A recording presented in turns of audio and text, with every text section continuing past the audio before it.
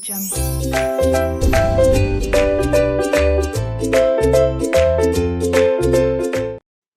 Everyone, स्वागत है आप सभी का हमारी CF final financial reporting new course की आरटीपी नवंबर 2021 के डिस्कशन पर. This RTP was published by the institute last night and we will do a quick discussion of this particular RTP. It has come out with some really good questions and it is a worthwhile discussion. सबसे पहले question number 1 से शुरुआत करते हैं. The heading says it is Ind AS 103. However, you will have to be conversant with the concepts of joint operations, I should say, or joint arrangement or joint venture. In fact, all three of them, so that you can realize that it is actually a question of joint operations plus business combination. I would not be reading the whole question. I'll just quickly tell you in terms of what the question is all about and एक discuss करेंगे, आपको समझ में आ जाएगा हमारा mode of discussion क्या होगा. The idea is basically to quickly cover up all the 20 questions, focusing on the nitty-gritties and points which can confuse you or areas which you should typically focus upon or places where you could possibly go wrong. सबसे पहले शुरुआत करते हैं 109 के इस question से. The lengthiest of all the questions. Company as is engaged in the business of exploration and development of oil and gas block. Oh, ये तो एक्सप्लोरेशन इंडस्ट्री लगती है और इसके ऊपर तो वो इंडेस लगते हैं जो हमारे कोर्स में नहीं है. Anyways, तो the question is nothing to do with that. It is actually a business combination. तो ऑयल एक्सप्लोरेशन एंटिटीज भी बिजनेस कॉम्बिनेशन में इन्वॉल्व होंगी, तो स्टैंडर्ड 103 आपके ऊपर एप्लीकेबल होगा, तो उस सेंस में ये हमारे कोर्स में होगा. Company x holds participating interest pi in the below mentioned producing block as follow. So there is this name of the block जिसमें कंपनी X का 30% स्टेक है. तो ऐसा देख के हमें लगता है कि क्वेश्चन कंपनी X के फाइनेंशियल स्टेटमेंट प्रिपेयर करने के लिए हमें कहेगा. इसके साथ में कंपनी Y और Z का भी इसमें स्टेक है, पार्टिसिपेटिंग इंटरेस्ट है. Possibly they have some joint control over it और not. Let's see. For the above block XYZ has entered into unincorporated joint venture. So unincorporated का मतलब ये सेपरेट एंटिटी नहीं है, और अगर ये सेपरेट एंटिटी नहीं है तो इसका मतलब ये जॉइंट ऑपरेशन के नेचर का होगा, ना कि जॉइंट वेंचर के नेचर का. Ind AS 111 जॉइंट अरेंजमेंट्स पे कहता है कि अगर आप सेपरेट एंटिटी बना के किसी पर्टिकुलर एंटिटी पे जॉइंट कंट्रोल एक्सरसाइज करते हो, तो फिर आपको देखना है कि आपका उस सेपरेट एंटिटी पे नॉर्मली नेट एसेट में शेयर होगा, यानी पहले एसेट का हक लाइबिलिटी का होगा, उसके बाद बचा हुआ आपको मिलेगा. ऐसे केस में आप उसकी अकाउंटिंग Ind AS के अनुसार करेंगे. और Ind AS 28 में आप उस जॉइंट अरेंजमेंट की एसेट लायबिलिटी अपनी बुक्स में नहीं लेके आएंगे. लेकिन अगर रेयर केस में ऐसा हुआ है कि आपने एक एंटिटी इनकॉर्पोरेट की है और उस एंटिटी में दो या अधिक लोगों का कॉन्ट्रैक्चुअली शेयर्ड कंट्रोल है, जिसके अंतर्गत they have right over assets and liabilities of the entity and not the net assets. In that particular rare situation, depending on the facts of the contractual arrangement and the scenario, you will in your own books recognize proportionate share in assets and liabilities. However, ये दोनों situation तब exist करेंगी जब आपने एक separate legal entity incorporate किया. लेकिन हम तीन लोगों ने मिलकर एक पाइपलाइन डाल दी या एक एक्सप्लोरेशन ऑपरेशन साथ में करना शुरू कर दिया, जिसके लिए कोई सेपरेट एंटिटी क्रिएट नहीं करी है. That in itself would lead to a joint operation and not a joint venture, which are two types of joint arrangement. Joint operation की अकाउंटिंग 111 में कवर होती है, जिसमें कहा गया है कि आप अपनी एसेट्स और लायबिलिटी में जो आपका रिस्पेक्टिव हक बनता है, वो रिस्पेक्टिव इंटरेस्ट या स्टेक या proportionate share in assets and liability अपनी बुक्स में लेकर आ जाएंगे. तो it clearly says that this is an unincorporated joint venture. That means कि हम हमारी बुक्स में Ind AS 28 investment in joint venture की अकाउंटिंग नहीं करके हमारा जो share in assets and liability of that particular venture और ऑपरेशन और अरेंजमेंट अपनी बुक्स में लेके आएंगे. This is very important for you to understand to solve this question. फिर कहानी है Y ऑपरेटर है ब्लॉक का, X और Y आर जॉइंट ऑपरेटर्स, तो शायद ये जॉइंट कंट्रोल हो. Company X incurs all expenditure on behalf of the joint venture. They again use the term joint venture, but it's an unincorporated venture, and raise cash call to Company X and Company Z at the end of each month for their respective share of expenditure in the joint venture. तो Y सारे काम करता है और उसका जो भी खर्चा होता है वो X और Z से Z से उसका जो शेयर होता है वो मांग लेता है, कॉल कर लेता है. All the manpower, requisite facility, machinery owned by the joint venture and thereby all the joint operators. तो इसका मतलब ये साफ साफ इस लाइन में कहा गया है कि भैया इसमें मैन पावर है, रिक्विजिट फैसिलिटीज हैं, जिसके आधार पे आप ये कह सकते हो कि इट हैज दोज इनपुट्स, क्योंकि आगे बिजनेस कॉम्बिनेशन असेस करने की बात होगी, तो it has these inputs. And because this is actually a producing block, it means it is also generating output. So in itself is a decent proof that it does comprises of a business, because आगे question में पूछा गया कि ये business होगा या नहीं होगा, तो उसमें अल्टीमेटली आपका आंसर क्या होगा कि बिजनेस होने के लिए इनपुट और प्रोसेस होना चाहिए। आउटपुट हो भी सकता है, नहीं भी हो सकता है। यहाँ पे इनपुट्स दे दिए गए हैं, साफ साफ मैन पावर रिक्विजिट फैसिलिटीज है, और प्रोड्यूसिंग ब्लॉक है, तो आउटपुट जनरेट करने के लिए ये काम कर रहे हैं, इसका मतलब there are processes inbuilt, so we can based on the facts conclude that there is a business involved in it. And ये भी कहा गया है कि these are owned by all the joint operators, तो इसका मतलब जॉइंट ऑपरेटर का इन सबके ऊपर स्टेक है, तो it is not just that they have the stake in the net assets of the company. For past few months, due to liquidity issue, company C defaulted in payment of cash calls to operator. Y को पैसे नहीं दिए, Y ने notice दिया है कि भैया तेरा पार्टिसिपेटिंग राइट छीन लेंगे, 1/4/2001 को नोटिस दिया है, और आर्बिट्रेटर के पास जी अपने आप को बचाने के लिए चले गया, लेकिन जी की स्थिति कुछ खास सुधरी नहीं है, and because of that it has entered into a sale agreement with X and Y for withdrawing its participating interest. Sir ये आप कैसे हिंदी इंग्लिश में मिलके पढ़ रहे हो? I am not reading the question the way we do it in the class. It's just a quick discussion. I'm just telling you the crux about it. Finally, they have entered into an agreement dated 31st May 2001, when X will receive 33.33% share and Y will receive 66.67% share of the participating interest right, which was owned by Z. तो ये जो 10% है what ever, ये basically 1/3 2/3 या 33.33% और 66.67% के ratio में बढ़ जाएगा, तो इफेक्टिवली इन दोनों का टोटल शेयर जो होगा 1/3 2/3 जैसा हो जाएगा। एक्स ने 1 लाख रुपए पे किए हैं, वाई ने कितने दिए दिया नहीं है, तो शायद ये सब एक्स की अकाउंटिंग पूछेंगे। अब हमने 1 लाख रुपए पे किया और बदले में हमें क्या मिला है, तो we basically got a proportionate share in the assets and liability and not net assets of Z in the participating interest in this producing block.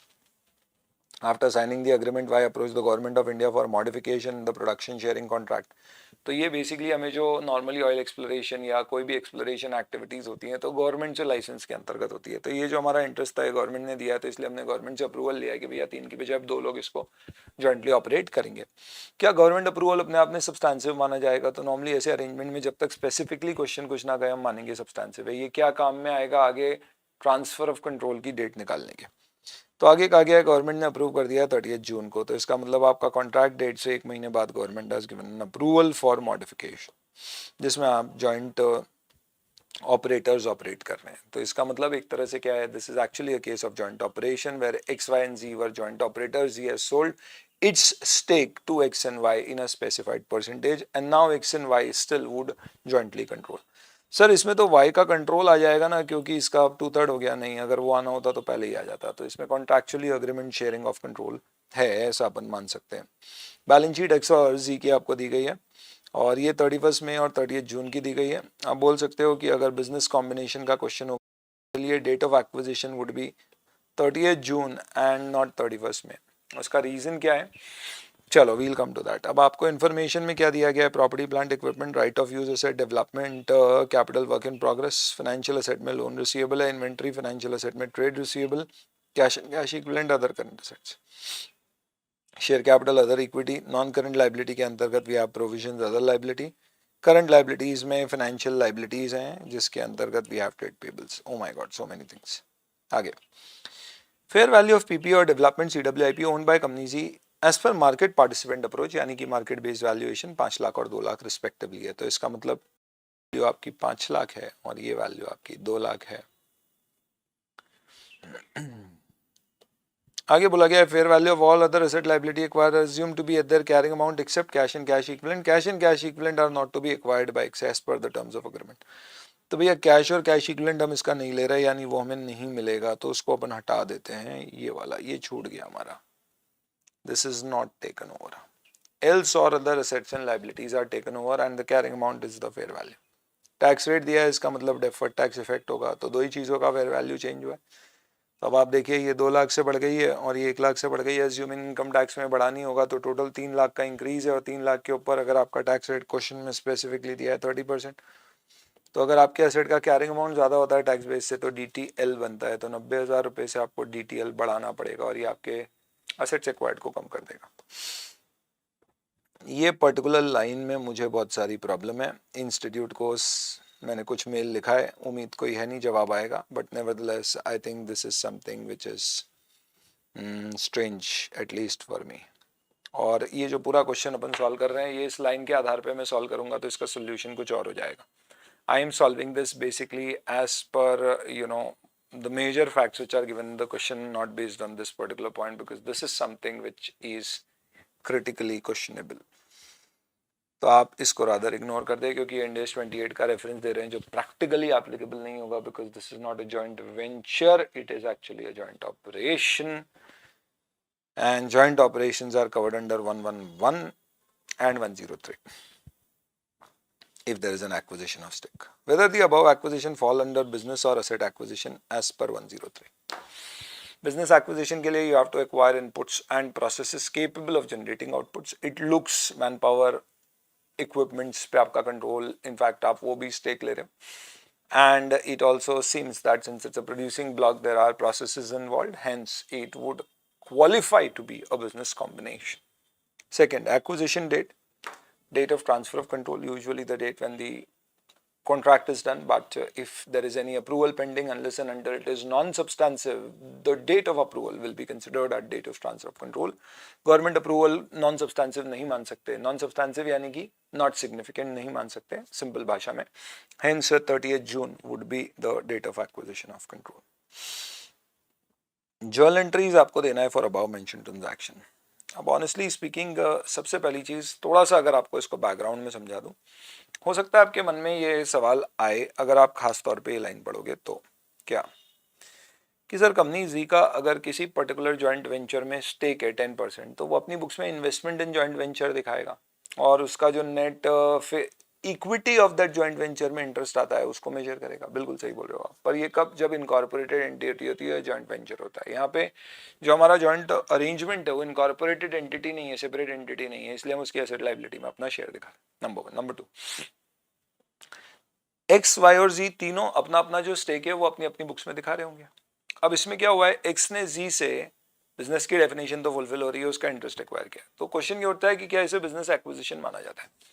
तो अगर आप यहाँ पे स्पेसिफिकली पढ़ोगे तो यहाँ पे स्पेसिफिकली दिया हुआ इंड 103 में और 111 में कि in case of a joint operation if any of the joint operator for the first time or for the next time subsequent time is acquiring any interest in the joint venture. Acquiring interest का मतलब first time यानी कि आप उसमें पहली बार participate कर रहे हो और subsequent का मतलब है आप ऑलरेडी उसके एक participant हो और आप किसी participant से उसका stake खरीद रहे हो. तो अगर ऐसा है तो then in that case if the joint arrangements constitute a business, this acquisition of interest will also be treated as business acquisition and 103 accounting would apply.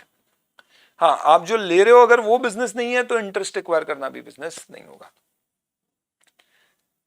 और साफ साफ ऐसा कहा गया है कि ऐसी सिचुएशन में जो प्रीवियसली हेल्ड इंटरेस्ट है उसे रीमेजर नहीं किया जाएगा, विच एसेंशियली मीन्स कि एक्स ने जी में जो अब एडिशनल 3.33% स्टेक लिया उसके 10% का 33.33%, उस पर्टिकुलर स्टेक में ए बिजनेस कॉम्बिनेशन 103 की अकाउंटिंग लगेगी जिसके अंदर हम ये मानेंगे कि उसकी सारी एसेट लायबिलिटी फेयर वैल्यू पे लेके आएंगे, पीसी जो दिया है डिफरेंस आएगा उससे हम गुडविल निकालेंगे, बीपीजी निकालेंगे.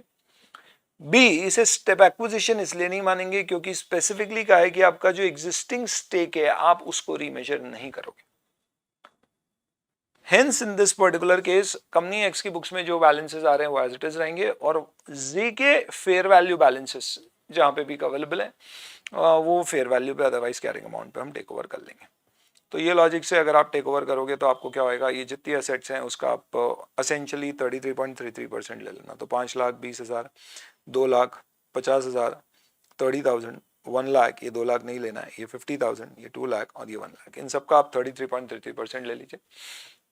डीटीएल निकाल लीजिए आप 90,000 का एंड इन सबको निकालने के कैलकुलेट करने के बाद नेट आइडेंटिफाइबल एसेट और पीसी ले लीजिए.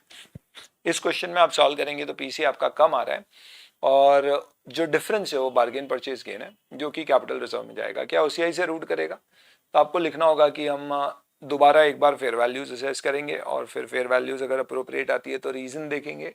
अज्यूमिंग यहाँ पे क्योंकि लिक्विडिटी क्रंच में बेचा है तो डिस्ट्रेस सेल होगी, इसलिए there is a strong reason of buying it at a purchase gain being existing, and for that reason we will transfer the gain to OCI NR and from there it will be transferred in SOCI to capital reserve. तो ये हम SPL में OCI NR के through root करेंगे.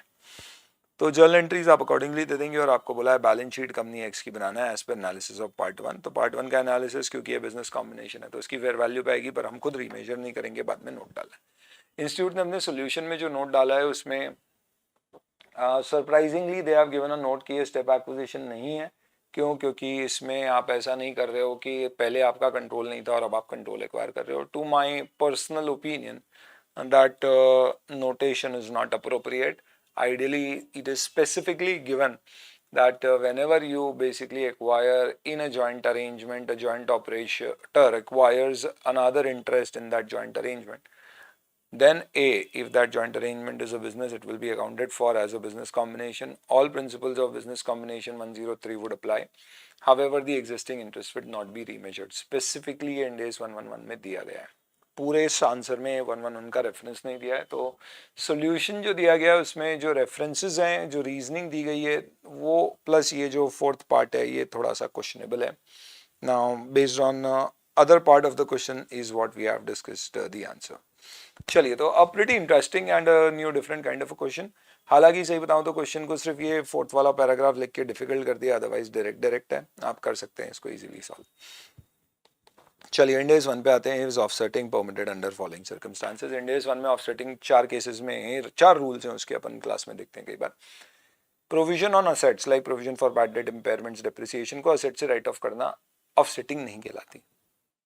Second, अगर substance of transaction offsetting करके present किया जाए तो फिर ऑफसेट करना बेहतर होगा. जैसे कि इसमें एक क्वेश्चन है कि होल्डिंग ने सब्सिडरी के बिहाफ पे कोई खर्चा इनकर किया और वो खर्चा सब्सिडी से रिम्बर्स कर लिया. तो सब्सटेंस है कि ना मेरा ये खर्चा है ना मेरी इनकम है, तो इसे नेट करना और शो करना सही है. एज अ प्रैक्टिस कई सारी चीज़ों को हम नेट करके दिखाते हैं, जैसे foreign exchange gain and foreign exchange loss, profit on sale of some assets and loss on sale of similar nature of some other assets. तो ऐसे केस में अगर सब्सटेंस नेट करके प्रैक्टिस है नेट करके दिखाने की तो आप दिखा सकते हैं, प्रोवाइडेड अगर आपको लगता है कि सब्सटेंस ऑफ ट्रांजैक्शन किसी पर्टिकुलर ट्रांजैक्शन की सिग्निफिकेंस के कारण अलग से दिखाना बेहतर होगा तो आप अलग से दिखाएं. एंड फाइनली, अगर कोई Ind AS स्पेसिफिकली कहता है, आपको रूल देता है ऑफसेटिंग का, तो आप कर सकते हैं. जैसे Ind AS 12 कहता है डिफर्ड टैक्स एसेट और लायबिलिटी कब ऑफसेट होगी. इसमें जो क्वेश्चन दिया गया है जो मोस्ट पॉपुलरली पूछा जाता है ऑफसेटिंग में कि एक ही पार्टी से एक कॉन्ट्रैक्ट में मैंने उससे गुड्स खरीदे और एक में बेचे, तो उसमें एक को पैसे, एक कॉन्ट्रैक्ट में पैसे देना है और एक कॉन्ट्रैक्ट में पैसे लेना है, तो क्या मैं दोनों अलग अलग दिखाऊं या नेट. Ind AS 32 लगेगा क्योंकि ये फाइनेंशियल एसेट और लायबिलिटी है, ट्रेड रिसीवेबल पेबल, जो कहता है कि if you have a legal right to set off and if you intend to set off, then in that case you will net it off and show it in the financial statement, otherwise you will not be able to offset it. पहला question, expense किया holding ने subsidy के behalf पे, जो subsidy reimburse कर रही है separate books है, क्या इस केस में ऑफसेट कर सकते हैं? तो हम बोलेंगे यस, अगर सब्सटेंस रिलेट कर रहा है. प्रॉफिट एक असेट का दूसरे लॉस से सेट ऑफ कर सकते हैं, यस, अनलेस किसी को अलग से दिखाना जरूरी है. और सर्विसेज रेंडर करी है मैंने और रिसीव भी करी है सेम एंटिटी से, क्या रिसीवेबल पेबल सेट ऑफ हो पाएगा Ind AS 32 के प्रिंसिपल्स कोट करके. Following date of Galaxy limited, न जाने क्यों आरटीपी एमटीपी में सब जगह कैश फ्लो के क्वेश्चन आते हैं, एग्जाम में भी आने लगे. आपको बोला गया ऑपरेटिंग एक्टिविटी से डायरेक्ट मेथड के आप कैश फ्लो, सिर्फ ऑपरेटिंग एक्टिविटी के डायरेक्ट मेथड से कैश फ्लो बताओ. तो और कुछ बोला नहीं है और क्वेश्चन में कोई बिजनेस एक्विजिशन वगैरह नहीं है जो नॉर्मली क्वेश्चन पूछे जाते हैं. इनफैक्ट आपको बैलेंस शीट के बैलेंसेस दिए हुए, inventory, trade receivable, cash equivalent, trade payable, provision for tax. तो it is not the complete balance sheet, just extract of balances. Sale, cost of sale, other income, finance income, interest income, fire insurance claim receive, depreciation, admin, selling, interest, blah blah blah blah blah blah, देख लेना. मैं अब आपको quickly बता देता हूँ कैसे करना है. इसमें इन्फॉर्मेशन जो दी है वो बोला है ट्रेड रिसीवेबल और पेबल पूरे क्रेडिट सेल और क्रेडिट परचेज ऑफ गुड्स लिख देते तो और ऐसा अच्छा होता है, पर normally trade receivable, trade payable जो ऑर्डिनरी कोर्स में गुड्स परचेज सेल करते हैं उससे रिलेटेड ही होता है. और फॉरेन एक्सचेंज लॉस बोलते हैं कि ये लॉन्ग टर्म बोरिंग से रिलेटेड है. तो अब आपको क्या करना है एसेंशियली इसमें, सबसे पहले आप देखिए ऑपरेटिंग एक्टिविटीज डायरेक्ट मेथड से निकालना है. तो हमें क्या करना पड़ेगा डायरेक्ट मेथड से, cash flows from sale of goods. तो सेल हमारी कितनी है, लेट्स से 8550 है. आप सबसे पहले इसमें जो ट्रेड रिसीवेबल है उसका एडजस्टमेंट कर दो. तो सेल हमारी जितनी हुई है उसमें plus opening minus closing trade receivable, तो क्या आ जाएगा, कैश कलेक्टेड फ्रॉम डेटर्स, समझते ही हो आप. तो ये ट्रेड रिसीवेबल आपको मिल गया, ये कैश कलेक्टेड फ्रॉम डेटर हो गया. अब cost of sale is not purchase, तो इससे परचेज निकालने के लिए क्या होगा, तो हमको यहाँ पे क्योंकि स्पेसिफिकली कोई खर्चा इसमें शामिल है वो तो दिया नहीं है, तो अपन सिंपली बोलेंगे कि भाई opening stock plus purchase minus closing is equal to cost of good sold. So similarly we can say cost of good sold plus closing minus opening will be purchase. और फिर वो परचेज है वो total purchase है, उसमें मुझे credit purchase के लिए closing creditor minus opening plus करना पड़ेंगे, तो पेमेंट टू क्रेडिटर्स और सप्लायर्स आ जाएगा. तो ये दूसरी चीज़ हो गई. अदर इनकम में इंटरेस्ट इनकम आपकी ऐसे भी नॉन ऑपरेटिंग है तो इसको ऑपरेटिंग में लेना नहीं है. फायर इंश्योरेंस क्लेम रिसीव्ड, ये एक तरह की एक्सेप्शनल आइटम है और हम इंडेस 7 कैश फ्लो स्टेटमेंट में इंटर से पढ़ते हैं कि जो आइटम किसी भी हेड में क्लासीफाई नहीं होती है उसको ऑपरेटिंग में अलग से दिखाते हैं, तो ये ऑपरेटिंग में अलग से दिख जाएगी. तो ये ऑपरेटिंग में ये 1,10,000 ऐड हो जाएगा. डेप्रिसिएशन से कोई मतलब नहीं, इनडायरेक्ट मेथड होता तो एड बैक करते हैं. एडमिन और सेलिंग एक्सपेंस आपकी ऑपरेटिंग एक्टिविटी में माइनस कर लेना. इंटरेस्ट एक्सपेंस इग्नोर कर देना, नॉन ऑपरेटिंग है. फॉरेन एक्सचेंज लॉस क्योंकि इंटरेस्ट से रिलेटेड है तो इग्नोर कर दीजिएगा. ऐसे भी नॉन कैश होगा, जो भी है मतलब नहीं है क्योंकि हमें सिर्फ ऑपरेटिंग निकालना है. और फिर इनकम टैक्स आपको ऑपरेटिंग मानना होगा क्योंकि जब तक स्पेसिफाइड नहीं हो उसे ऑपरेटिंग मानते हैं, क्योंकि कोई प्रोविजन फॉर टैक्स की इन्फॉर्मेशन हमें दी नहीं गई है. दी गई है, ऐसा नहीं है नहीं दिया, ठीक है. तो इससे इनकम टैक्स पेड आ जाएगा. इनकम टैक्स का एक्सपेंस में आप क्लोजिंग एड ओपनिंग माइनस करके ये निकाल सकते हो कि भाई आपका टोटल कैश पेमेंट आपका कितना हुआ. In fact opening plus closing minus करके वो इंटरेस्ट आपका टैक्स पेड आ जाएगा. That's about it operating cash flow. बस ध्यान रखना फायर इंश्योरेंस क्लेम से पहले के कैश फ्लो और एक्सेप्शनल आइटम और उसके बाद कैसे अलग अलग दिखा देना. एक्स्ट्रॉर्डनरी बोल के भी मत लिख देना. There is nothing called as extraordinary under Ind AS anymore. चलिए, that's moving fine. So let's come on to the next one. Company AB, you obviously have the answers, so you can definitely refer and do the calculation. That stuff. My objective is basically to kind of discuss this. जहाँ आप रुक सकते हो, दिक्कत आ सकती है, उसके लिए important है. Company AB holds investment in subsidiary and associate. In its separate financial statement, it wants to elect to account investment in subsidiary at cost and investment in associate at FVTPL. ठीक है, तो ये कह रहा है कि भैया हम सेपरेट फाइनेंशियल स्टेटमेंट में दो अलग अलग मेथड यूज करना चाहते हैं, सब्सिडरी को एट कॉस्ट और एसोसिएट्स को FVTPL. तो क्या ऐसा किया जा सकता है एट कॉस्ट एंड 109 के अनुसार SFS में. SFS पैराडाइन कहता है कि आपके पास दो ऑप्शन है, कॉस्ट या एज पर 109, और ये ऑप्शन आपको कैटेगरी ऑफ इन्वेस्टमेंट वाइज लेना है. ऐसे बहुत सारे स्टैंडर्ड है जहाँ पे कैटेगरी वाइज डिसीजन मेकिंग की बात होती है, जैसे रिवैल्यूएशन करना है या नहीं, that is a matter of choice of accounting policy to be decided for a class of asset. अब क्लास ऑफ असेट क्या होती है ये डिफाइंड नहीं है, कैटेगरी ऑफ इन्वेस्टमेंट क्या डिफाइंड नहीं. तो यूजुअली ऐसा बोल सकते हैं कि भाई सब्सिडरी जेवी एसोसिएट 3 अलग अलग कैटेगरी है. इनफैक्ट उसमें भी अगर आपकी subsidiary let's say for example कोई इन्वेस्टमेंट है, कोई सर्विस प्रोवाइडिंग है, तो उसको भी आप दो अलग अलग कैटेगरी मान सकते हो. Nevertheless in this case normally हम ऐसा कंक्लूड कर सकते हैं कि भाई सब्सिडरी और एसोसिएट्स अपने आप में दो कैटेगरी हैं, एंड हेंस वी कैन से कि इन दोनों के लिए हम अलग अलग accounting policy separate financial statement में विद डिस्क्लोजर यूज कर सकते हैं. तो चलेगा मोरलेस, और ये पूरी कहानी आपको एक्सप्लेन करना पड़ेगी. फेयर वैल्यू मेजरमेंट का क्वेश्चन है. इस क्वेश्चन को आप नॉर्मली ऐसे यूँ समझ लो कि आप इंडेस नहीं भी पढ़ाए तो भी पढ़ के सॉल्व कर लोगे, कैलकुलेशन बेस्ड है. 1st January 2001, A Limited assumes decommissioning liability in a business combination. The reporting entity is legally required to dismantle and remove an offshore oil platform at the end of useful life, which is 10 years. तो 10 साल बाद removal करना है, तो मुझे provision for decommissioning and site restoration expense को आज provide for करके एसेट की कॉस्ट में कैपिटलाइज करना होता है if it is relating to installation से कारण जो मुझे कॉस्ट लगेगी at the time of dismantling. तो मैं इसे एसेट की कॉस्ट में ऐड करूंगा, तो मुझे आज एस्टिमेट करना पड़ेगा. तो कैसे करता हूँ, मैं सोचता हूँ कि आज से 10 साल बाद कितनी कॉस्ट लगेगी और उसको कॉस्ट ऑफ कैपिटल से आज डिस्काउंट कर देता हूँ. The following information is relevant. You are allowed to contractually transfer the liability to a market participant if. तो ऐसा नहीं हम कर सकते हैं, ऐसा सोच रहे हैं कि मैं किसी मार्केट पार्टिसिपेंट को बोलता तो कितने पैसे मांग, तो उन्होंने बोला है कि भैया वो ये इनपुट्स यूज करेगा और प्रोबेबिलिटी वेट देगा निकालने के लिए. तो लेबर कॉस्ट में इन्होंने बोला है ये 3 पॉसिबल लेबर कॉस्ट है. तो जब 3 आउटकम होते हैं तो हम क्या करते हैं, वेटेड एवरेज निकाल देते हैं. तो 100 into 25% plus 125 into 50% plus 175 into 25%, ये टोटल वैल्यू आ जाएगी जो भी एक्स. फिर बोला गया है कि ओवरहेड कॉस्ट इसका 80% है, तो आप 0.80x और ऐड कर दो. Compensation market participant will require for undertaking activity for assuming risk associated with obligation to dismantle and remove the asset would include तो कोई भी थर्ड पार्टी को आप दोगे तो वो एक प्रॉफिट मार्कअप लेगा, तो हम बोलेंगे ठीक है मेरा काम नहीं है, मैं तो थर्ड पार्टी से कराऊंगा तो मेरी कॉस्ट क्या आएगी, तो 20% मार्कअप है। मार्कअप हमेशा किस पे होता है? कॉस्ट पे। प्रॉफिट परसेंट दिया हो तो सेलिंग प्राइस पे होता है। तो आप क्या करना, आपका 1.80x है उसके ऊपर आप 20% ऑफ 1.80x और जोड़ देना। रिस्क की एक्चुअल कैश फ्लो डिफर कर सकते हैं एक्सपेक्टेड से एक्सक्लूडिंग इन्फ्लेशन, तो इन्फ्लेशन के कारण डिफरेंस का कारण है, कुछ हो सकता है। तो ये बोल रहे हैं कि उसके लिए 5% प्रीमियम ऐड किया जाएगा और ये रियल कैश फ्लोज में ऐड किया जाएगा। तो आप चाहो तो ये जो टोटल वैल्यू आ रही है इसमें कर दो या इन्फ्लेशन का एडजस्टमेंट दे के फिर 5% ऐड कर दो। आपने बचपन में पढ़ रखा है कि a into B into 1.05 is equal to a into 1.05 into B. क्या बात बोलिए सर। इफेक्ट ऑफ इन्फ्लेशन आपको बोला गया है 4% होगा। तो आप क्या करना है, ये जो कॉस्ट निकलेगी ना इसको 1.04 टू द पावर 10 कर देना। तो अपने को 10 साल बाद की कॉस्ट चाहिए कितनी होगी, और ये 5% आप इसमें फिर ऐड कर देना जो आपका प्रीमियम है, पहले या बाद में कभी भी कर लो। टाइम वैल्यू ऑफ मनी बोल रहे हैं रिस्क फ्री 5% है, पर हमें कॉस्ट ऑफ कैपिटल चाहिए। तो ये बोल रहे हैं इस कंपनी का 3.5% का एडिशनल रिस्क प्रीमियम है, तो हमारे लिए कॉस्ट ऑफ कैपिटल 8.5% हुई। तो ये जो वैल्यू आएगी ना इसको आप प्रेजेंट वैल्यू निकाल लेना 8.5% फॉर 10 साल बाद, ये आपकी फेयर वैल्यू आ जाएगी और कुछ नहीं है। तो 113 आ गया भाई। 113 ये सारी टेक्निक देता है जो अपन रिस्पेक्टिव स्टैंडर्ड में यूज करते हैं। नेक्स्ट गवर्नमेंट ग्रांट रिलेटेड है। बिजनेस एक्टिविटी बैकवर्ड एरिया में हायर ऑपरेटिंग कॉस्ट है, खूब सारे लॉसेस हो रहे हैं। सरकार ने एक स्कीम सुनाई है जिसमें बोला गया है कि भैया आप बैकवर्ड एरिया में काम करोगे तो हम आपको कॉम्पनसेशन देंगे 10 करोड़ रुपए का, जो अक्टूबर 2001 में मिलेगा। स्कीम मार्च 2001 में आ चुकी है। कंपनसेशन जो सरकार देगी ये गवर्नमेंट ग्रांट है, ऐसा बोल दिया है कि भाई मान लेना ऑपरेटिंग एक्टिविटी से रिलेटेड है तो गवर्नमेंट ग्रांट है, और कोई कंडीशन वगैरह आपको फुलफिल करनी नहीं है। बहुत बढ़िया।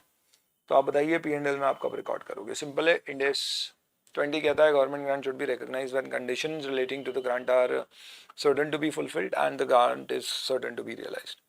In this case, there are no further conditions which are yet to be fulfilled. And second, if we can assume that realization certainty exists, that's an assumption, we will then record it in March 2001 itself. अगर realization certainty है क्योंकि condition fulfill करना नहीं, कैसे record करेंगे? तो अगर कोई भी गवर्नमेंट ग्रांट आपको ऑलरेडी फुलफिल्ड कंडीशंस के अगेंस्ट मिल रही है, इस केस में आपको बैकवर्ड रीजन में सेटअप करना था, लॉसेज इनकर करने थे, आप कर चुके। इनफैक्ट बैकवर्ड रीजन में सेटअप करना था, आपने कर दिया, तो you already fulfil that condition. तो कोई कंडीशन नहीं है तो आप इमीडिएटली इसको पूरा पीआरएल में डाल दोगे। तो आप 2001 में एंट्री पास कर देंगे क्या, जिसमें आप एंट्री कर देंगे government grant receivable to government grant receive the amount whatever is that 10 crore, और ये जीजी रिसीव का पीआरएल में क्रेडिट कर दीजिए, एज सिंपल एज दैट। चलिए लीजेस का क्वेश्चन है, nothing to do with Covid.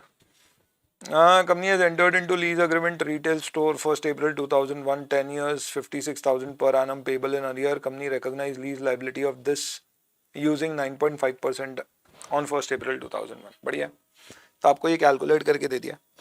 तो अब आप क्या करोगे, हर साल 9.5% इस पर ब्याज चार्ज करोगे, और जो आपका पेमेंट है 56,000 वो माइनस करोगे, इससे आपका वैल्यू आ जाएगा आगे का। As per the terms of lease agreement, the rental shall be adjusted every 2 years to give effect of inflation. ठीक है, तो इसमें वेरिएबल लीज रेंटल है but that is based on an index rate. तो क्या होता है, जब भी इंडेक्स रेट के कारण लीज रेंटल चेंज होते हैं, तो आपने मॉडिफिकेशन ऑफ लीज में पढ़ा होगा कि मॉडिफिकेशन ऑफ लीज में जब भी लीज रेंट्स मॉडिफाई होते हैं तो हम मॉडिफाइज लीज रेंट की प्रेजेंट वैल्यू निकालते हैं और उससे लीज लाइबिलिटी कैलकुलेट करते हैं, और जो लीज लाइबिलिटी में डिफरेंस आता है वो राइट ऑफ यूज एसेट में चेंज कर देते हैं, अनलेस आपकी लीज लाइबिलिटी या लीज अग्रीमेंट में स्कोप रिडक्शन हुआ है या नहीं लीज करी आपने। एक्सेप्ट इसका एक एक्सेप्शन होता है कि अगर इंडेक्स रेट चेंजेस के कारण अगर आपके लीज रेंटल चेंज हो रहे हैं और आप ये मॉडिफिकेशन कर रहे हैं, तो फिर आप डिस्काउंटिंग फैक्टर या जो इम्प्लिसिट इंटरेस्ट रेट लीज का है वो ओरिजिनल रेट यूज करेंगे, और आप जिस दिन ये मॉडिफिकेशन हुआ है उस दिन का रेट यूज नहीं करेंगे। अदरवाइज नॉर्मली हम लोग क्या करते हैं, जिस दिन मॉडिफिकेशन होता है उस दिन के मार्केट रेट से हम रिवाइज लीज पेमेंट्स को डिस्काउंट करके आज की लीज लाइबिलिटी निकालते हैं, कैरिंग अमाउंट से कंपेयर करके डिफरेंस आरओयू रेट से एडजस्ट कर देते हैं। तो यहाँ पे आपको नया रेट ऑफ इंटरेस्ट नहीं लेना है। Inflation cost index as notified by income tax department will be used to derive the lease payment. Inflation cost was 280 for 2001 and 301 for 34। तो आपको 2 साल आगे का दिया हुआ है तो आप 301 ले लेंगे, तो इसमें क्या होएगा, आपका 56,000 है इंटू 301 डिवाइडेड बाय बेस आपका है 280, 250। तो 2 साल बाद हुआ है तो आप 60,200 कितने साल तक पे करने वाले हैं आप? This is going to be paid for another 8 years now. Current incremental borrowing rate is 8% per annum। हम लोग इसको क्लास में बोलते हैं ट्रेंड ट्रेंड। ट्रेंड ट्रेंड वो होता है जिसको क्वेश्चन में इग्नोर करना होता है। लाइफ में कुछ चीज़ों को इग्नोर मारने का, क्योंकि वहाँ ध्यान दोगे तो इधर भटक जाएगा, ये इग्नोर करना है कंफ्यूज करने के लिए, कोई मतलब नहीं। तो आप इसका रेट क्या लोगे, you will use the original rate which is 9.5%। तो इससे आपकी वैल्यू आ जाएगी और आपको कैरिंग अमाउंट से कंपेयर करना होगा। तो ये जो वैल्यू और कैरिंग अमाउंट का डिफरेंस है, ये एक ROU एसेट और एक लीज लाइबिलिटी, इन दोनों से एडजस्ट हो जाएगा। PRL में कोई गेन लॉस मत डाल देना। कैरिंग अमाउंट कैसे आएगा बताने की ज़रूरत नहीं है, आपका 351613 दिया है, इस पे आप पहले 9.5% ऐड कर दीजिए, 351613 और 56,000 पे हो गया होगा। ऐसे ही 1 साल के लिए और कर दीजिए तो कैरिंग अमाउंट आएगा, ये आपका प्रेजेंट वैल्यू आएगी। बाकी आप सॉल्व करके देखें। Oh my goodness, wonderful। चलिए, net profit for the year 12 lakh है। Weighted average number of equity share outstanding during the year 5 lakh shares हैं। एवरेज मार्केट प्राइस आपकी 20 रुपये। Weighted average number of share under option 1 lakh है और exercise price under option 15 रुपये। इससे अच्छा और सिंपल कुछ हो नहीं सकता। तो क्वेश्चन में आपको बोला गया है कि भैया बेसिक EPS क्या आएगा, 12 लाख अपॉन 5 लाख 2.4 और ऑप्शंस हैं तो उससे डाइल्यूशन होगा, these are dilutive shares. Option में न्यूमरेटर चेंज नहीं होता है, सिर्फ डिनोमिनेटर होता है, और कंपनी प्रॉफिट में तो ये डाइल्यूटिव पोटेंशियल ऑर्डिनरी शेयर्स ही माने जाएंगे। और डाइल्यूटिव पोटेंशियल ऑर्डिनरी शेयर है तो कितना डाइल्यूशन का कारण बनेंगे, जो पैसा नहीं मिल रहा है। तो 5 लाख में हमको 15 रुपये मिल रहे हैं, तो नहीं कितना मिल रहा है, 5 आउट ऑफ 20, तो ये डाइल्यूशन का कारण है। तो this is like 1.25 lakh shares. तो डाइल्यूटेड EPS आपको सिंपली क्या निकालना है, 12 lakh upon 5 plus 1.25 lakh shares, खत्म। और क्या, वाह 5 नहीं सर, 5 तो अपने टोटल नंबर ऑफ शेयर्स थे, ऑप्शंस अपने 1 लाख ही हैं, तो 1 लाख से कैलकुलेट कर लो, दैट्स ओके, नो प्रॉब्लम। तो 1 लाख पे आप ये लगा देंगे तो ये 25,000 ही रहेगा, फिर 25,000।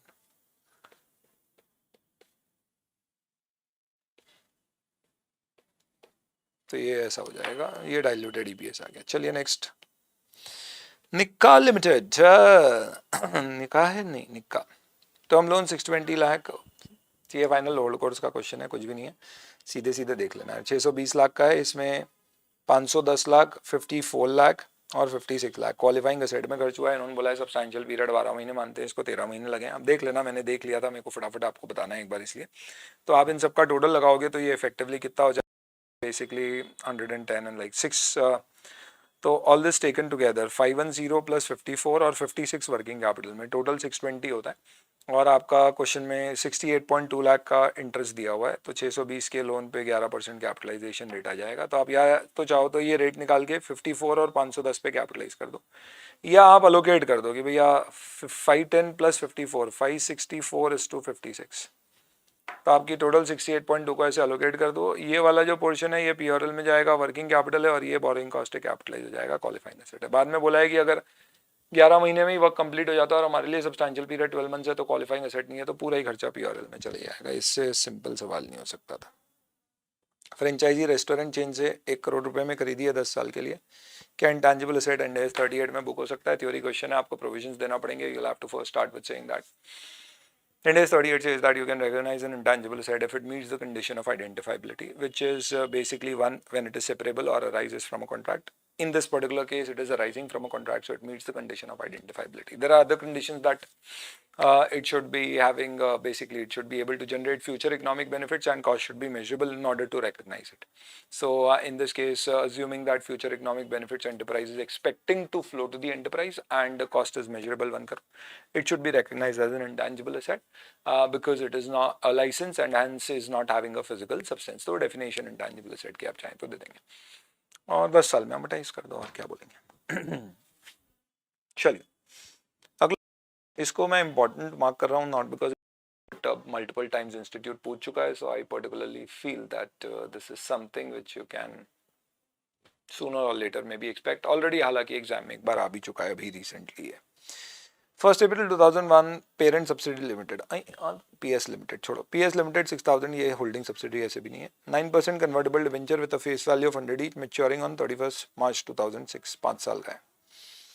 Debentures are convertible into equity share of PS limited at a conversion price of 105 per share. तो सबसे पहली बात बोला ये कन्वर्टेबल है, किसके ऑप्शन पे अभी बताया नहीं है। प्राइस क्या है, 105 पर शेयर। इसको देख के बताओ, number of shares to be issued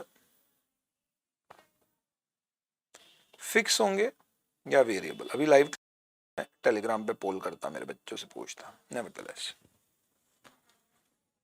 तब आप एक चीज समझो, आप आपके शेयर एक फिक्स प्राइस पे इशू कर रहे हो, अज्यूमिंग रिडम्पशन एट पार है, तो number of share to be issued है फिक्स। वेरिएबल कब होते हैं? जब मैं बोलता कि मैं आपको 105 रुपए की मार्केट वैल्यू के बराबर के शेयर इशू करूंगा, तो मेरी मार्केट वैल्यू शेयर की तब 105 होती तो एक शेयर देता, 52.5 होती तो 2 देता, 210 होती तो आधा देता, आई मीन 2 के बदले में 2 debenture. You getting what I am trying to say? So in this case ऐसा कुछ भी नहीं है, फिक्स है कि भैया एक रेशियो पहले ही फिक्स हो गया है, 100 रुपए के बदले में मैं क्या करूंगा, कितने 100 रुपए के डिबेंचर के बदले में कितने शेयर दूंगा, तो मेरा एक शेयर 105 का है, तो 100 अपन 105, नंबर ऑफ शेयर जो इशू है वो फिक्स है। इसका मतलब अगर ये वेरिएबल होते तो ये फाइनेंशियल लाइबिलिटी हो जाती है, डिस्पाइट द फैक्ट कि ये कन्वर्टेबल है, पर आई विल से कि ये fix to fix test meet कर रहा है विद द गिवन इन्फॉर्मेशन। ठीक है, interest is payable annually in cash. ठीक है भाई, and the date of issue non-convertible bond could have been issued by the company at a coupon rate of 13%. तो अगर मैं बिना कन्वर्जन ऑप्शन के देता तो 13% होता, फाइनेंशियल इंस्ट्रूमेंट हो जाता है। क्या कुछ वन सेकेंड,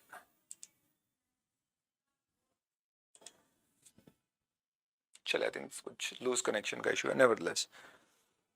सो इस पर्टिकुलर केस में क्या होता कि अगर मैं कन्वर्जन ऑप्शन नहीं देता तो 13% भी इशू हो जाता, तो हम इसे कंपाउंड फाइनेंशियल इंस्ट्रूमेंट मानते हैं। क्यों? क्योंकि हमने कन्वर्जन ऑप्शन देके एक तरह से क्या किया, एक्साइट कर दिया किसको, इन्वेस्टर को, कि सुन इन्वेस्टर मैं तुझे 9% पे दूंगा। इन्वेस्टर बोले हैं मुझे तो 13% मिल रहा है मार्केट में। मैंने बोला सुन तेरे पास ऑप्शन है कि बाद में मैं तुझे क्या करूंगा, 100 रुपए के डिबेंचर के बदले में मेरे शेयर्स दूंगा, मेरे शेयर को मैं 105 का मानूंगा, तो मैं अकॉर्डिंगली तुझे प्रोपोर्शनल नंबर ऑफ शेयर दूंगा। उसने बोला अरे वाह 105, तुम्हारे शेयर की मार्केट वैल्यू तो हो सकता है 150 हो जाए, मुझे वहां पे फायदा हो जाएगा। ठीक है लाओ लाओ 9% पे भी ले आओ। तो मैंने क्या किया, एक तरह से ज्यादा वर्थ के शेयर्स देने की बात कर दी। इसका मतलब मैं आपको जो बेसिकली डिबेंचर आपका पे ऑफ कन्वर्जन से सेटल कर रहा हूं, उसके बदले में honestly what is happening is I am foregoing some kind of a premium. Now let's not get into those particular concept. Let's solve the question for the moment. So in that sense this will be a compound financial instrument. तो हम क्या करते हैं इसमें, जो future payment है उसको discount market rate 13% से करेंगे, उसकी प्रेजेंट वैल्यू ऑब्वियसली जो पैसे हमें मिले उससे कम आएगी, तो हम बोलेंगे डिफरेंस बेसिकली क्यों है, क्योंकि आपने कन्वर्जन ऑप्शन दिया तो उतना इक्विटी में डाल देंगे। 1 अप्रैल 2004 यानी कि 3 साल बाद convertible debentures have a fair value of 6,30,000, तो मार्केट वैल्यू उनकी 6,30,000 है। हालांकि हमारी बुक्स में हम बोरोवर हैं तो हमें फेयर वैल्यू से नॉर्मली मतलब नहीं होता है, क्योंकि हम एसीएम मेथड से इसको अकाउंट फॉर करते होंगे। हमने एक टेंडर ऑफर दिया है कि भैया हम 6,30,000 रुपये डिबेंचर को खरीदने को तैयार है। अच्छा, तो हमने रीपरचेज कर लिया जल्दी, 5 साल का था, 3 साल बाद ही कर लिया। At the date of repurchase PS could have issued non convertible debt with a 2-year term at 10%, बचा हुआ टर्म। तो इससे हम क्या निकालेंगे, fair value of 2-year loan with already agreed loan payments. ये क्वेश्चन इंस्टीट्यूट पहले भी कई बार आरटीपी में पूछ चुका है, उनको दरखास्त कर करके थक चुके हैं कि भैया ये करापा करके सही पूछा करो। यहाँ पर भी गलती है, पहले वाले में थी, 11वें वाले में एक और है। क्या at the option of holder लिखना चाहिए था, नहीं लिखा है, क्योंकि इन्होंने जो सोल्यूशन बनाया उसमें ये अज्यूम किया है कि होल्डर के ऑप्शन पे, क्योंकि अगर ये कन्वर्टेबल फॉर श्योर है, कंफर्म कन्वर्टेबल ओनली और रिडीमेबल नहीं है, तो इस केस में जो प्रिंसिपल पोर्शन है उसको आप लाइबिलिटी नहीं मानोगे, तो ये आपका इक्विटी कंपोनेंट बड़ा अलग आएगा। तो अब यहाँ पे आपने कैसे निकाला है इक्विटी कंपोनेंट, तो I am just referring to the answer just for the sake of just very showing it to you very quickly. If you see what they have done is, and this is something which we have repetitively told them कि भैया कृपा करके सही कर दिया करो। पहले उनको बोलते थे ना तो आरटीपी में अगले दिन अमेंडमेंट लेके आ जाते थे कि भैया ये करेक्ट कर दिया। अब एक ही एक चीज़ क्या बार बार बोलो, तो देखो आप क्या किया इन्होंने, ये बोला कि भैया ये जो 6,000 डिबेंचर्स हैं, 100 रुपये का है तो 6 लाख, 9% यानी 54,000 5 साल तक देना है, तो 54,000 5 साल तक 13% market rate of return without considering any conversion option, plus 6 lakh रुपए की भी प्रेजेंट वैल्यू निकाल ली इन्होंने। सही है ना?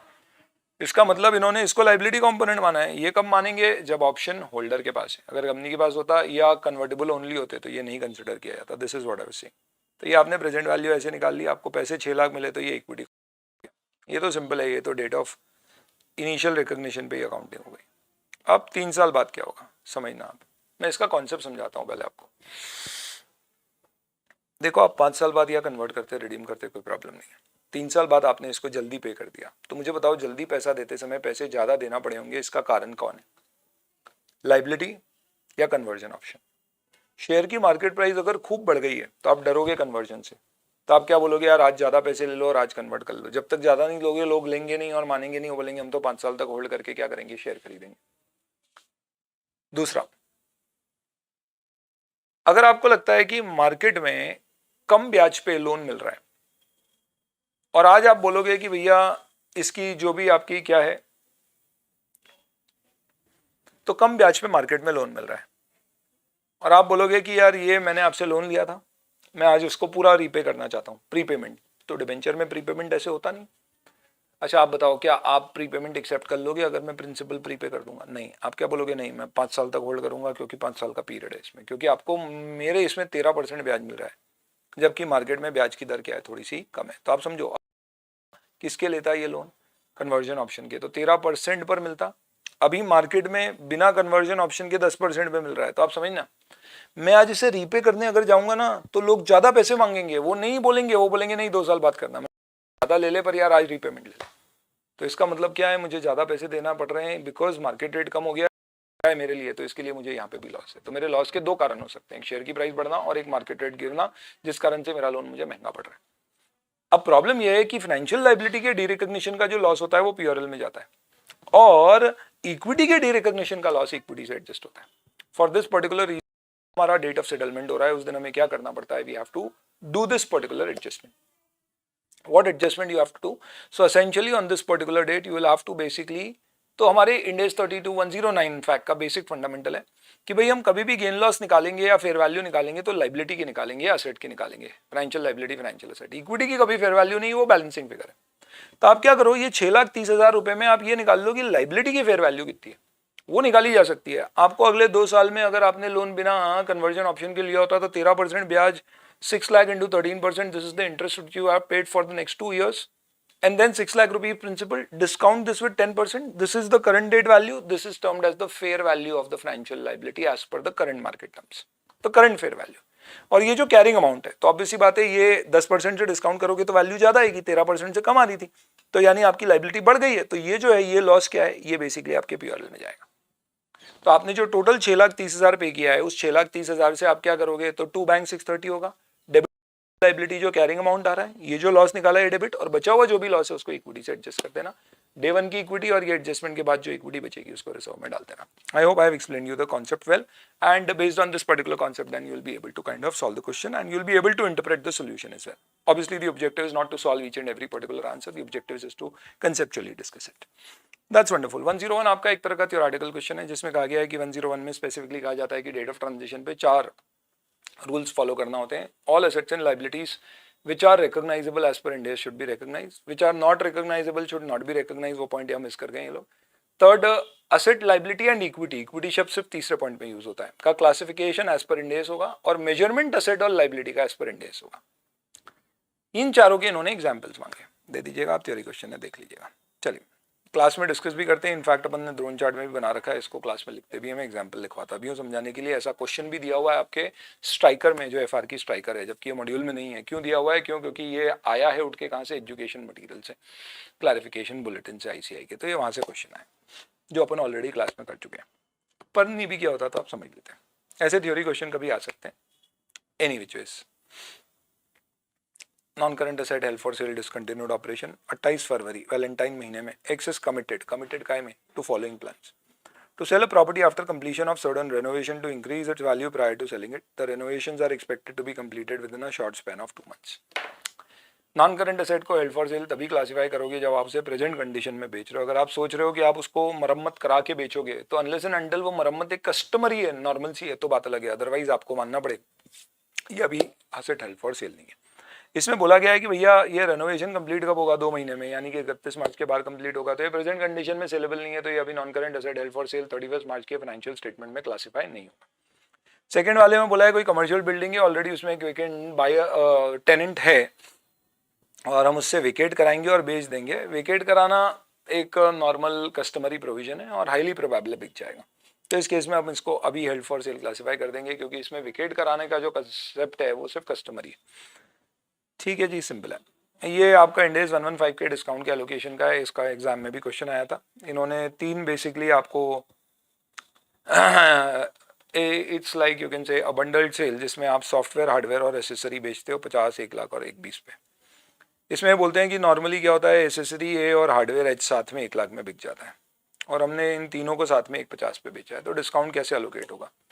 तो आपको इंडेस 115 के रूल बताने हैं डिस्काउंट एलोकेशन के कि stand alone price will become the basis. Normally अगर डिस्काउंट कोई पर्टिकुलर आइटम से एलोकेटेड है तो उसको डाल दो, नहीं तो फिर आप क्या करिए, तीनों में एलोकेट कर दो इन द प्रोपोर्शन। यहाँ पे आपको साफ साफ दिख रहा है कि ये दोनों आप 1,20,000 का 1 लाख में बेच रहे हो, और ये टोटल का 170 का आप 150 में बेच रहे हो, तो 20,000 का डिस्काउंट इन दोनों में ही एलोकेट होगा, क्योंकि साफ साफ दिख रहा है। तो सॉफ्टवेयर है पूरे 50,000 पे सेल बुक होगी, और एच और ए का 1,20 की जगह 1 लाख, तो प्रोपोर्शनेटली आप 5:1 के रेशियो में डिस्काउंट 20,000 का एलोकेट करके इनकी ट्रांजैक्शन प्राइस निकाल लीजिएगा। क्योंकि इसमें तीनों परफॉर्मेंस ऑब्लिगेशन अलग अलग डेट पे सेटिस्फाई हो रही है, यानी एक सॉफ्टवेयर अभी ट्रांसफर हो सकता है, हार्डवेयर बाद में, एसेसरी बाद में, तो तीनों की इनकम अलग अलग बुक होगी।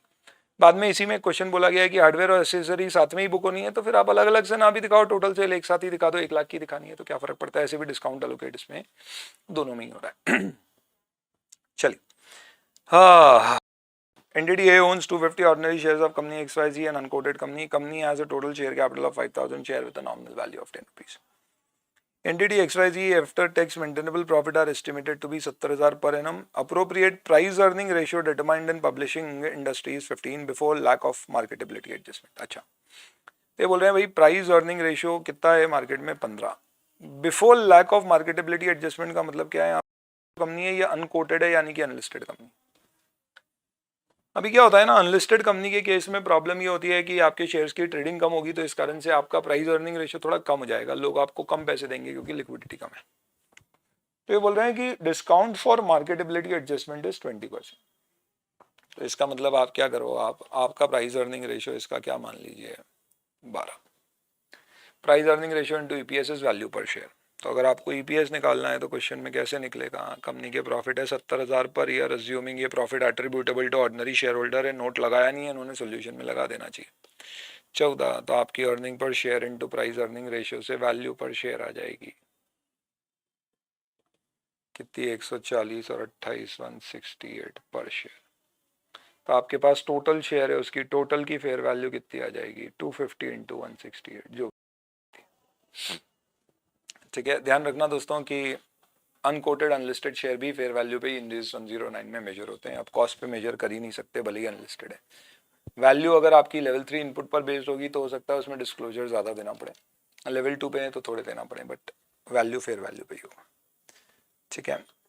अगला बोला गया है कि इसी क्वेश्चन में अगर नेट एसेट बेसिस पे वैल्यू करते तो क्या करते हैं, 8,50,000 value divide by number of share कर दो, वैल्यू पर शेयर इनटू 250 आपके पास शेयर निकाल लेना। एनआरवी निकालते समय कौन कौन सी कॉस्ट माइनस होती है, डायरेक्ट सेलिंग कॉस्ट माइनस होती है up to bringing the inventory to its present location condition which is basically ready for sale condition. तो ready for sale not present location condition. तो WIP की NRV निकालने के लिए कॉस्ट ऑफ कंप्लीशन माइनस होती है, तो ये माइनस होगी। ट्रेड डिस्काउंट माइनस होंगे, कैश डिस्काउंट डिडक्ट नहीं होंगे because they are for prompt payment in days to direct. चलिए, ये वाले क्वेश्चन में स्पेसिफिकली क्या बोला गया है, 30 सितंबर 2002 के आप इंटरिम फाइनेंशियल स्टेटमेंट बना रहे हो, आपने कोई एरर 30 सितंबर 2001 के फाइनेंशियल स्टेटमेंट में देखिए। कंपनी का कहना है कि मैं इंटरिम फाइनेंशियल स्टेटमेंट में इसे रीस्टेट नहीं करना चाहता, एनुअल फाइनेंशियल स्टेटमेंट में कर दूंगा, चलेगा क्या। इंडेस 34 इंटरिम फाइनेंशियल स्टेटमेंट कहता है कि वो सारे प्रिंसिपल्स वही के वही लगेंगे जो किस पे लगते हैं, कंप्लीट फाइनेंशियल स्टेटमेंट पे जब आप इंटरिम बनाओगे। तो इस कारण से इंडेस 8 भी वैसे ही लगेगा जैसे एनुअल पे लगता है इंटरिम पे। हेंस इस पर्टिकुलर केस में आपको 30 सितंबर के फाइनेंशियल स्टेटमेंट के इंटरिम फाइनेंशियल स्टेटमेंट पे भी प्रायर पीरियड एरर्स को रीस्टेट करना पड़ेगा। तो 30 सितंबर 2002 के प्रीवियस ईयर फिगर्स आपको रीस्टेट करके करेक्ट करना पड़ेंगे, सिर्फ एनुअल में करेक्ट करना सही नहीं होगा। PP limited is a non investment entity. इसके ऊपर तो मैंने क्वेरी रेज करी है इंस्टीट्यूट को, I am just waiting for their answer, I will come to that. तो I am just holding on the discussion to this particular answer because I have certain doubts with respect to it. चलिए 110 पे आते हैं अपन, and definitely as soon as I hear from them I'll comment in terms of what to do, otherwise रट लेना answer और क्या। 80% interest है subsidy का, सोलार लिमिटेड है 80% इंटरेस्ट इन सब्सिडरी मार्स। तो सोलार की सब्सिडरी है मार्स 80% है। Solar also has a direct interest in Venus of 25%। और मार्स का 30% है इसमें। तो बोला गया है कि इन्वेस्टमेंट को आप कंसोलिडेटेड में कैसे अकाउंट फॉर करोगे। तो आप देखिए सबसे पहले कंट्रोल है या नहीं है। तो कंट्रोल के लिए सब्सिडरी के थ्रू 30 और मेरा डायरेक्ट 25। तो मेरा कंट्रोल के लिए मैं क्या बोलूँगा, कंट्रोल एग्जिस्ट 55% है। पर जब मैं उसके प्रॉफिट्स ऐड करूंगा तो मैं उसमें इफेक्टिव होल्डिंग परसेंटेज निकालूंगा, जो कि होगा 25% डायरेक्ट प्लस 30% का 80%, which is going to be 49%। तो मेरा एनसीआई जो होगा वो 51% होगा, जो कि एक्सेप्टेबल है। एनसीआई ज़्यादा भी हो सकता है 50 से। लॉजिक में आपको हमेशा क्या बताता हूँ कि भैया वी की जब भी कोई जनरल मीटिंग होगी तो सपोज डिसीजन ऑडिटर अपॉइंट करने का लेना है, तो क्या इसकी पसंद का ऑडिटर अपॉइंट हो सकता है? हाँ। क्यों? क्योंकि उसके लिए 51% वोट फेवर में चाहिए, 30% vote.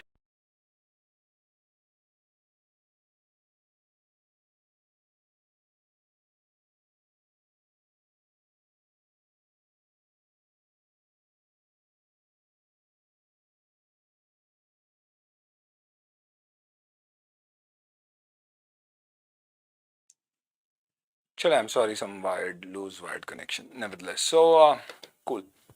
So in this particular case, what I'm saying is कि जब भी एजीएम होगी किसकी, वी की, तो उसकी एजीएम में क्या होगा, डिसीजन मेकिंग कैसे होगी। तो सपोज ऑडिटर अपॉइंट करना है, तो एम बोलेगा हाँ करो इसको अपॉइंट, क्योंकि एस चाहता है। एस भी 25% 25% वोट डालेगा, करो। अच्छा, एम और एस के वोट मिला के तो काम हो जाएगा। अब एम येस और नो क्या बोलेगा, उसके लिए एम अपनी जनरल मीटिंग बुलाएगा और बोलेगा क्या डिसीजन लेना है, तो उसमें जो एस बोलेगा वही मानना पड़ेगा। तो इसके लिए हम सब्सिडरी के थ्रू टोटल इंटरेस्ट काउंट करते हैं 51% कंट्रोल चेक करने के लिए। बट जब बात प्रॉफिट, पोस्ट एक्विजिशन प्रॉफिट में अपना शेयर लेने की आती है, वहाँ पे हम इफेक्टिव होल्डिंग परसेंटेज देखते हैं। तो इफेक्टिव होल्डिंग 49 है, एनसीआई 51% होगा, कंट्रोल होगा, तो हम इसके साथ कंसोलिडेट करेंगे, ऐसा हमको लिखना पड़ेगा। इंडिया 16 इट इज़ अ बढ़िया क्वेश्चन, आई वुड से इसकी प्रैक्टिस ज़रूर कर लेना। तो क्वेश्चन में क्या कहा गया है, एक तो इस क्वेश्चन में एक अजम्पशन लिया है इन्होंने, आप कहीं नोट नहीं किया इन्होंने पर आप लिख लीजिएगा। अजम्पशन है कि रेसिडुअल वैल्यू इज निल, ये सोच के सॉल्व किया। 1/4/2001 30 लाख रुपए, 17,50,000 रुपये 5 साल बाद आ रहा है, तो 12,50,000 5 साल में लग गया, तो 1 साल का 2,50,000, तो लाइफ इसकी 12 ईयर्स हो गई, 30 लाख रेसिडुअल वैल्यू 0। आज रिवैल्यू किया 10% से, तो 1,75,000 का रिवैल्यूएशन रिजर्व ओसीआई एनआर और असेट की कॉस्ट बढ़ गई, अकॉर्डिंगली आपका डिप्रिसिएशन बढ़ जाएगा। तो 7 साल बचे हुए जो रहेंगे उसमें आप क्या करोगे, तो यूल से 17,50,000 इंटू 1.1 डिवाइडेड बाय 7, ये आपका डिप्रिसिएशन हो जाएगा 5th ईयर के बाद से, 6th और 7th ईयर में ये लगेगा। फिर इसके बाद इन्होंने बोला है कि हमने जो ऑप्शन होता है इस थोड़े सरप्लस को हर साल पीआरएल में डालने का वो यूज़ किया। तो ये जो आपने 1,75,000 का रिवैल्यूएशन गेन बनाया है, इस 175 को आप रिमेनिंग यूजफुल लाइफ 7 ईयर में, क्योंकि एसएलएम बेसिस पे डेप्रिसिएशन है, 25,000 ओसीआई आर से आप हर साल रिजर्व में ट्रांसफर कर सकते हो। This is not a reclassification, it is a transfer through सोकी, क्योंकि ऑप्शन अवेलेबल होता है। तो आपका रिवैल्यूएशन सरप्लस 175 से 1 साल बाद 150, फिर 125 ऐसे कम होते जाएगा। अब ये बोलते हैं इसके 2 साल बाद क्या हुआ, डाउनवर्ड रिवैल्यूएशन हुआ 15% से। आपने क्या किया, पहले वैल्यू निकाली 17,50,000, इसको 1.1 ये वैल्यू आ गई, इसमें फिर अपन डेप्रिसिएशन कितना निकाला था, 275, 2 साल का कितना लग गया, 550। ये आपकी कैरिंग अमाउंट आ जाएगी। आई थिंक कैलकुलेशन ठीक ठाक किया मैंने। इसमें 15% डिक्लाइन है, तो ये इतने का डिक्लाइन है। पर अब आपका रिवैल्यूएशन रिजर्व 175 नहीं बचा होगा, क्यों? क्योंकि आपने 25-50 हज़ार ट्रांसफर कर दिया, तो 125 या जो भी कैलकुलेशन आएगा आपका, ये बचा हुआ आप पीआरएल से डेबिट कर देना। और फिर उसके बाद सेल किया है, तो सेल पे जो भी प्रॉफिट और लॉस होगा वो पीआरएल में चले जाएगा। और क्योंकि रिवैल्यूएशन रिजर्व कुछ बचा ही नहीं था, पहले ही यूज़ हो गया था, तो उसको रिक्लासीफाई ऐसे भी नहीं करते, उसको रिजर्व में ट्रांसफर करने की बात नहीं होगी।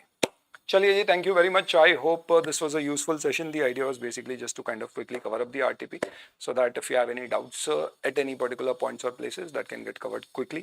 The objective is not to solve every question, because already the solutions are there, you can do that. It will just take more time, but then it may not be. So I thought to be more efficient in this particular case, as well as effective, rather than being, you know, in detail solving each and every question, which I think possibly you will be able to do it. Apart from that I have not also get in to ये ऐसा क्यों क्या क्या बहुत ज़्यादा जो critical चीज़ें हैं जिससे आप ये क्वेश्चन सॉल्व कर सकते हो, I have stick to that, so the purpose is met of this particular video. And इसी के साथ हमारी RTP FR नवंबर 2021 की कंप्लीट होती है। Thank you.